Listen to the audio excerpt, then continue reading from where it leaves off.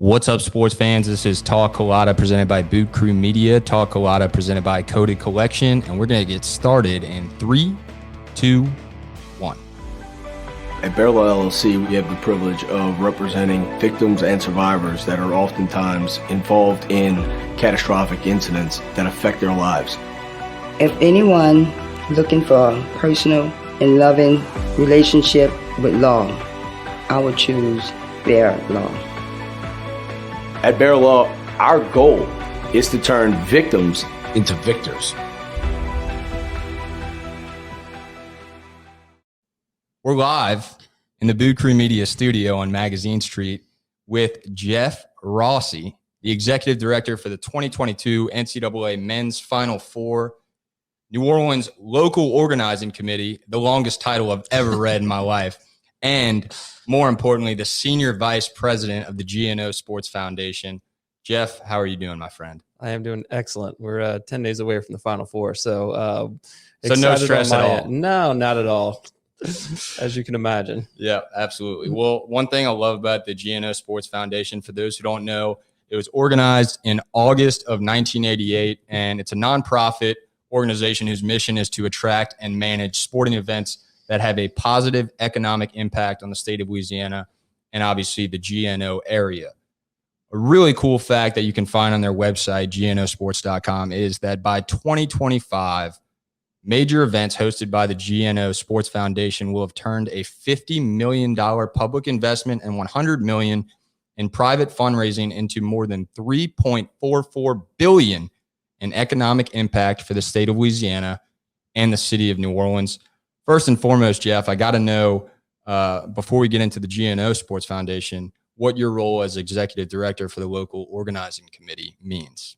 So for the local organizing committee, as executive director, you're overseeing the local organizing committee from the city perspective, working with all the different partners. And as you might imagine, working on an event this size as the men's Final Four, there's a ton of partners. Obviously, there's Tulane and UNO who are also on the host committee, but there's several partners throughout the community. New Orleans and Company, who helped us with all the hotels. The NCAA is going to be in over 20 hotels throughout the city, taking up 10,000 rooms a night.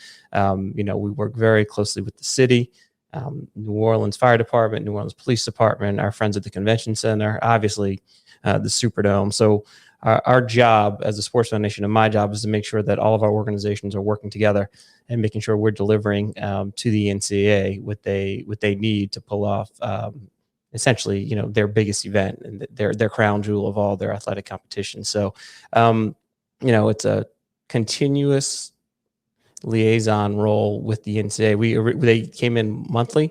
We originally started with meetings monthly in person, then bi-weekly virtually, and then that has increased to weekly, and now it seems like multiple times a day we've got meetings as we're this close in. So it's kind of just over being the eyes and ears for the NCAA and working locally to make sure we're ready to host this thing. That's awesome. And we obviously just had the court installation event today.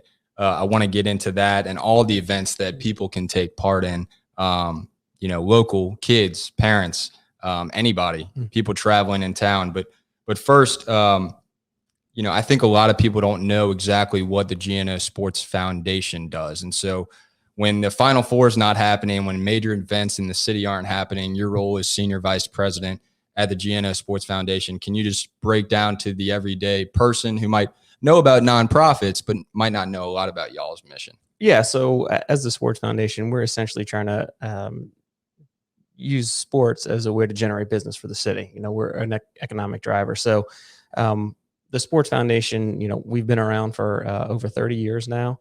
And we've hosted almost every major event that you can imagine. And, we do have one annual event. That's the R&L Carriers New Orleans Bowl.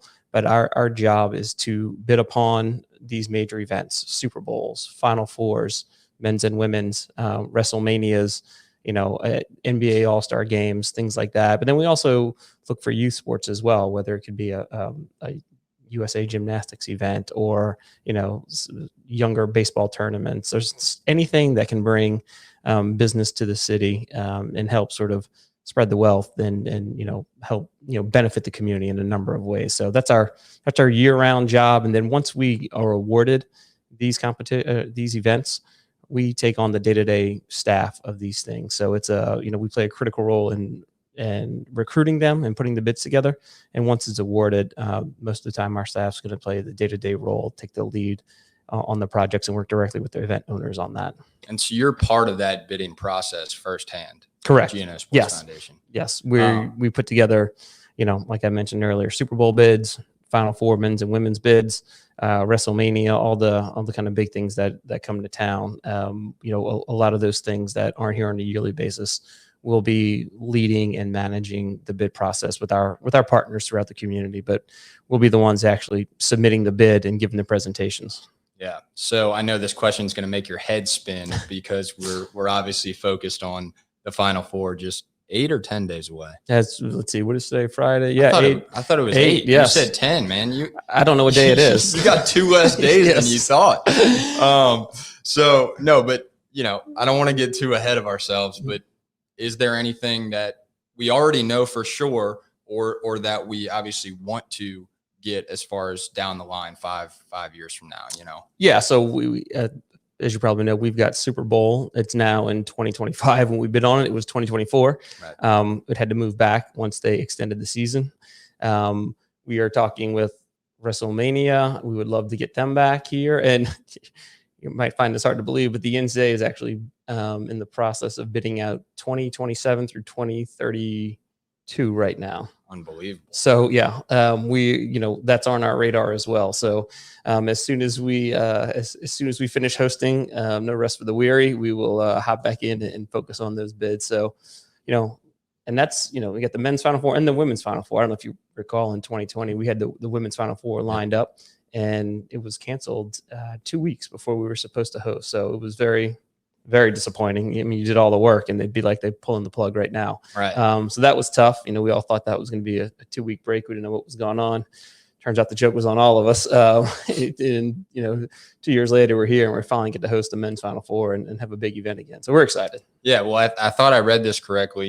Your title becomes, I assume, executive director of whatever event we're hosting, right? So when I saw on LinkedIn, executive director for the local organizing committee for the women's Final Four in 2020, I was like, man, this guy's just executive director of everything. Well, it was, I've been fortunate enough to do it for the NBA All-Star Game and then the women's Final Four, now the men's Final Four. So we'll see what comes next. Who knows? That's awesome. That's awesome. We're going to play some cool videos and obviously audio for those listening on Apple or Spotify, of some events that took place very recently, including the court installation, the logo reveal, all this good stuff that's coming out from all these great platforms, including GNO Sports Foundation, hosted by Tulane Athletics, all the partners that they have with them, and then also obviously Connor Sports, who makes the court happen.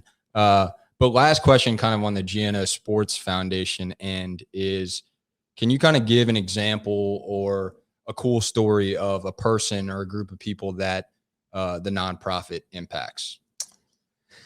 Yeah, I think one of the things that we do with all these large events are community events. So I guess one group in particular that has been fortunate enough, we've reoccurring, they've been a beneficiary or something, is NORD, right? So just right now, the NCAA is doing what they call the Legacy Project.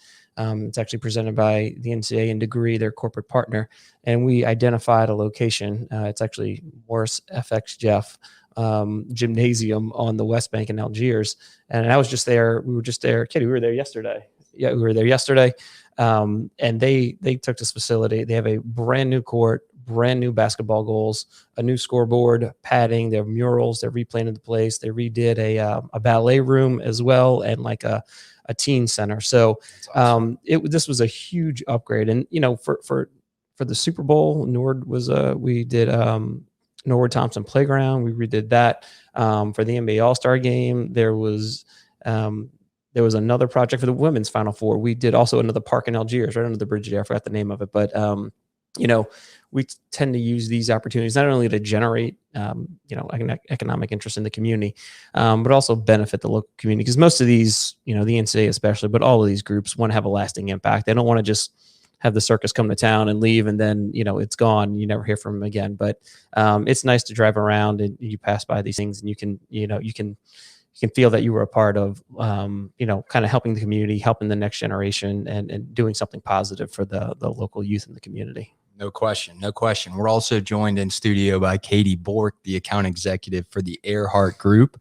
Real quick, before I play this video, how does that relationship go between the local organizing committee, the Earhart Group, Mike Haas, all these people who are involved, and all these partners that make this great event happen? Yeah, so the Earhart Group, they do a great job. They work with us, the Sports Foundation, year round on all of any event that we're working on. So by virtue of that, we drug them into the men's Final Four and put them to work on that. So it's good, but it's nice. All of our partners, we actually have a PR committee led by Kelly Schultz from New Orleans and Company.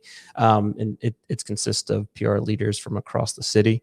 Mike Haas is on that, like you mentioned. But they really help us create, the messaging that the city wants to put out there. Not only locally, but also nationally. And what message do we want to get out about New Orleans? And, we want to make sure that people are saying the right things and delivering the right messages. So we've got a great, obviously the Earhart Group, they do a great job and help us throughout the year. But the PR committee, in particularly led by Kelly Schultz and Mary Beth Romig, it's a great committee that's been very, very helpful throughout the course of planning this event. It's awesome, man. Well, if you go to GNO Sports Foundation, you are going to see a pop-up for a badass video and a logo reveal. And I'm going to play this video right now. But I just want I want to remind everybody that if you ever need a hype video narrated by somebody, Mark Romig's your guy. Here we go. The Final Four, the summit every college basketball player and coach dreams of conquering. In 2022, the Final Four returns to New Orleans. The stage is set, and here we go. Showtime in the Dome. A city familiar with legendary performances. Jordan's open. Bullseye. Indiana wins the championship. Keith Smart is the hero. A city known for putting on spectacles. A city that provides the perfect stage for college basketball's best to compete for the title of national champion.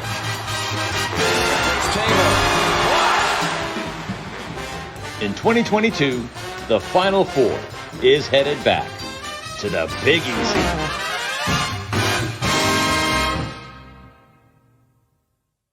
It is. Jeff, what does it mean to you just kind of see that hype video, but also know that it's here, it's coming, it's 8 days away? It's all, I mean, every time I see that video, it just brings back memory. I was a huge basketball fan growing up as a kid, and I loved college basketball. And to see, I mean, New Orleans has been very, very fortunate that every time it seems we have a Final Four, something iconic happens, whether it was 1982 with Michael Jordan. When you think about that Final Four, they had Michael Jordan and James Worthy and Sam Perkins on North Carolina. They had Patrick Ewing on Georgetown. They also had Houston, which I think had Clyde Drexler and Hakeem Olajuwon. So just the talent in that Final Four is, I mean, those are all Hall of Famers for the most part. So, they're iconic moments. You talk about Jordan hitting the shot. Keith Smart from Baton Rouge, he hits that game-winning shot. So, Bobby Knight gets his title in 93. The Fab Five come to town, and Dean Smith gets another national title. So who could forget that ending? That was crazy in and of itself. But it's just something always special seems to happen in New Orleans. So it makes you kind of wonder, like, what's going to happen this time. There's this sense of anticipation and excitement about who's going to have the magic and what team's going to pull it off this go round. Yeah, no question. I mean, I know you probably can't, because of your position, make any picks for the Final Four, but at least of that 82 Final Four, UNC, Georgetown, the Houston Cougars, and the Louisville Cardinals, only one team remains in this tournament. And if I'm going to make a pick, which I always do on my podcast, I like the Houston Cougars. Obviously, they're already in the Elite Eight, but I like them to go to the Final Four. So that team just looks really good. And as a 5 seed, they're proving to be well equipped for a run to New Orleans. Yeah, no, they're one win away. And look, they were, I mean, like you said, we don't obviously we're a fan of whoever travels the most, because that's what we're doing. We're trying to get the most people to New Orleans and, spend the most money while they're here. So I think Houston being a short 5-hour drive away, I know they were in the Final Four last year. But I think the opportunity to be in another one this close to home, I think they would bring a huge crowd to the city. And then in the other region with the Elite Eight, you got Duke and Arkansas. I think obviously with Coach K in his last year, that's the storyline for the ages. And then if you could even think from a lot of basketball left to be played, but a semifinal of Duke, North Carolina would just be beyond expectation. But if Arkansas hadn't been in the Final Four in a very long time, I think they won last time in 95, 96. Nolan Richardson, I think the 40 minutes of hell is what they called their press.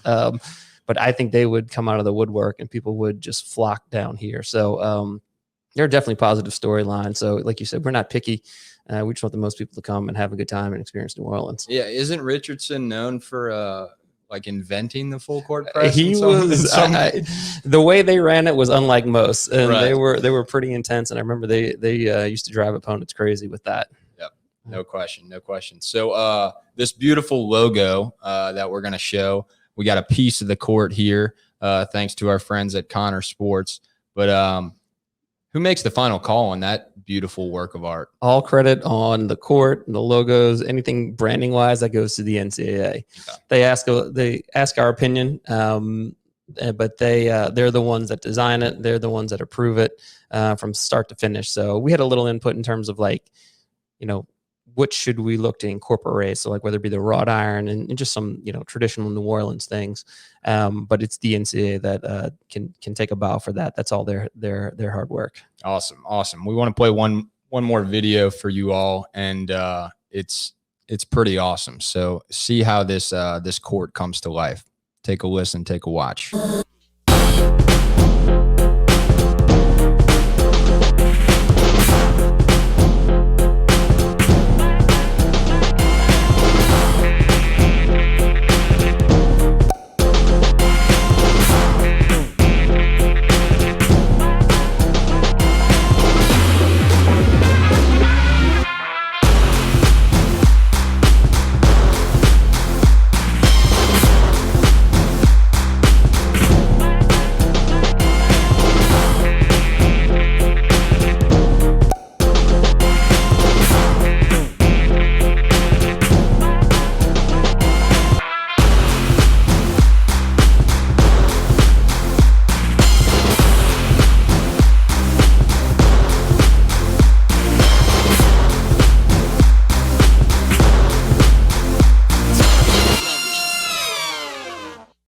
Really like the music in that video. I like the little.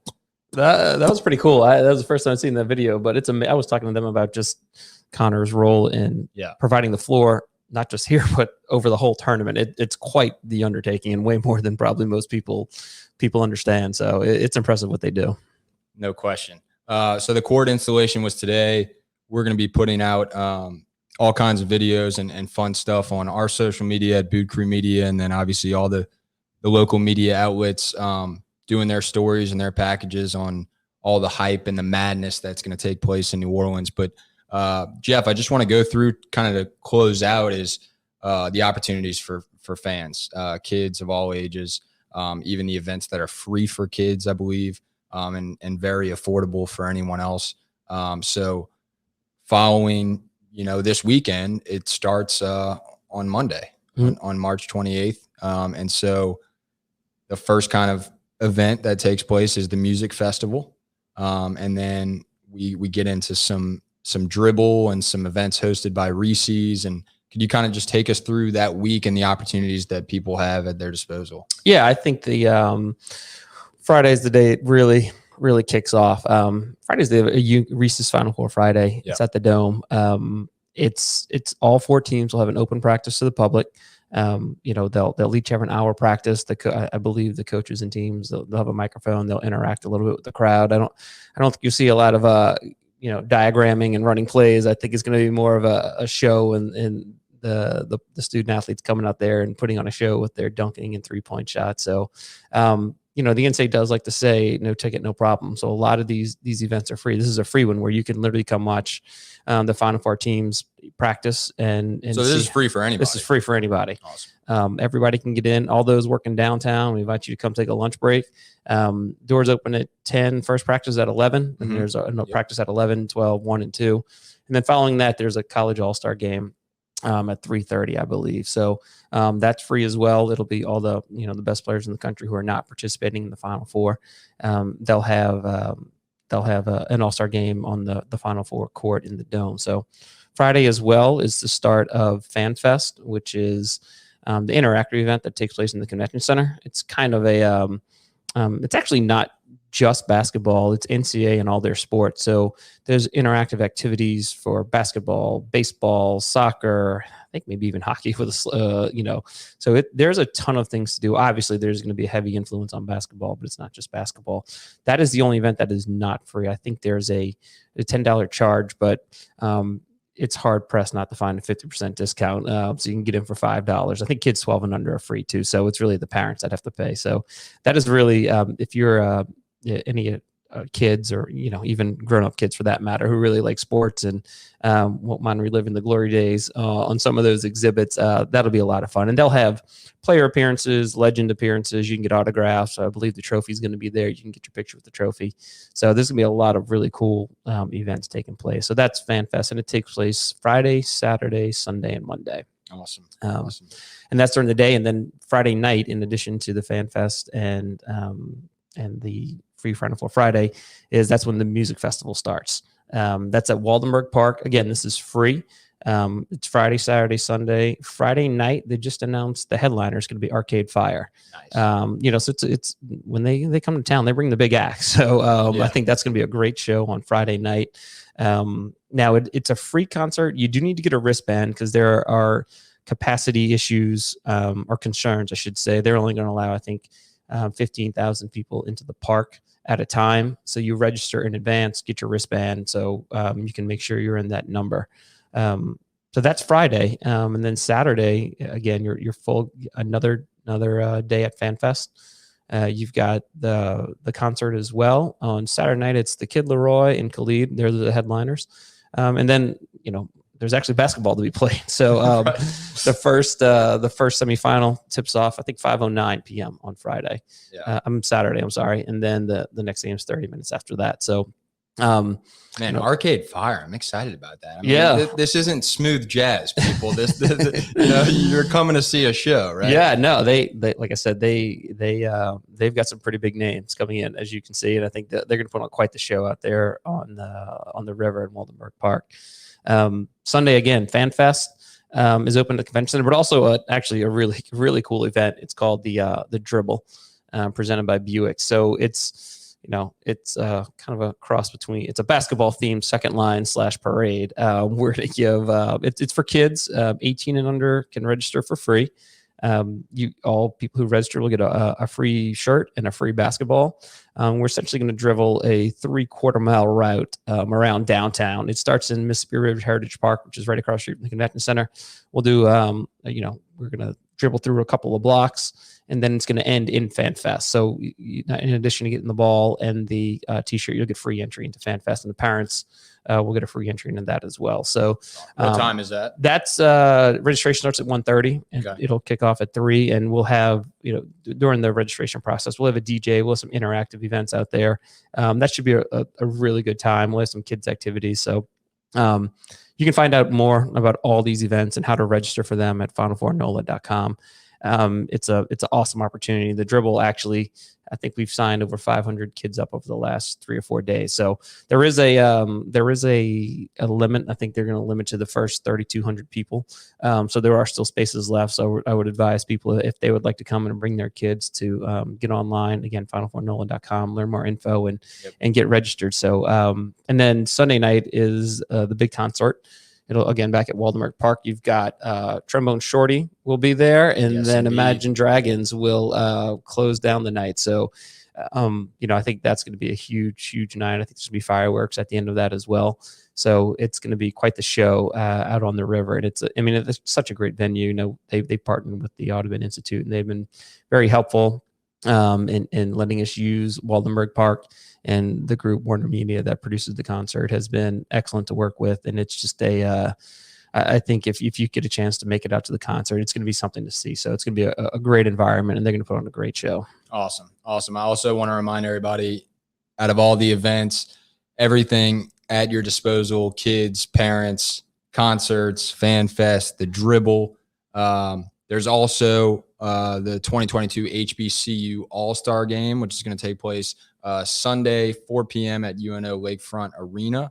But Jeff, everything that goes into planning this event, again, just to kind of close out, wouldn't be possible without volunteers, right? And so can you just kind of talk about, one, the impact of volunteers, and then two, I don't know if it's too late. Is it too late to register as a volunteer? Could y'all use any more? I mean, we'd love to we'd love to call up, on speed dial some of our crew members if y'all need more people, but just kind of go into that volunteer aspect and the community aspect of all this. Yeah, no, volunteers play a key role in any event we host, and this is no different. The NCAA, we need 2,000 volunteers. So obviously we're working with Tulane and UNO, the host institutions, and recruiting as many people as possible.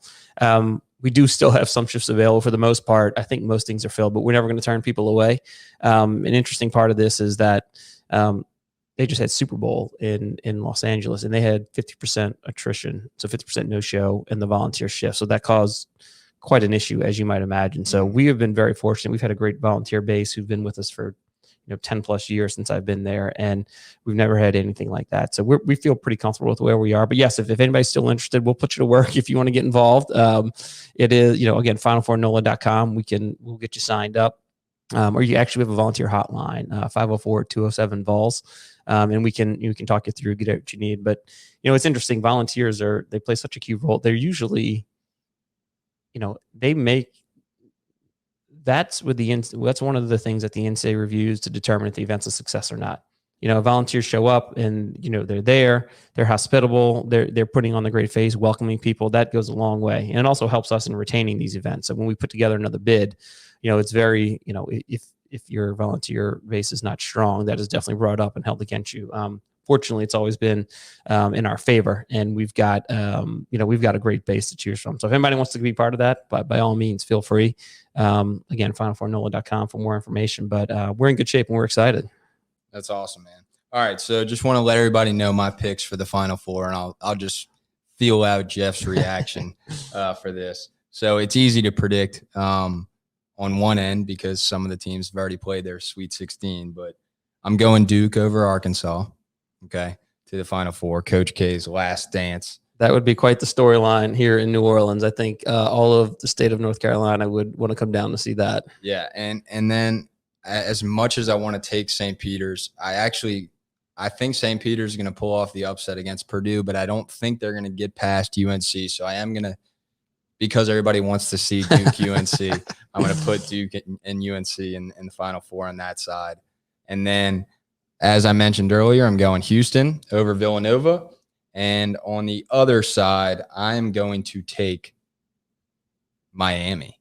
Miami. Yes. Okay. I think Miami's going to beat Iowa State, and then I think they're going to beat Kansas, who should be able to handle Providence. I was going to say Providence is going to be a tough test for those guys. Providence is a good team. They're tough, but look, I'd be happy with all those schools. Yeah. No favoritism here. Whoever's going to bring the biggest crowd, that's who we want. Right.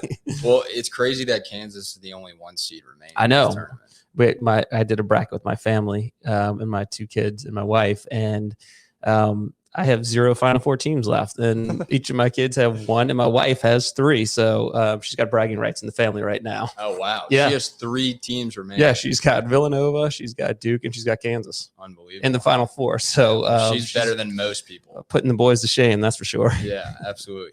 Jeff Rossi, ladies and gentlemen, big shout out to Katie Bork for coming along.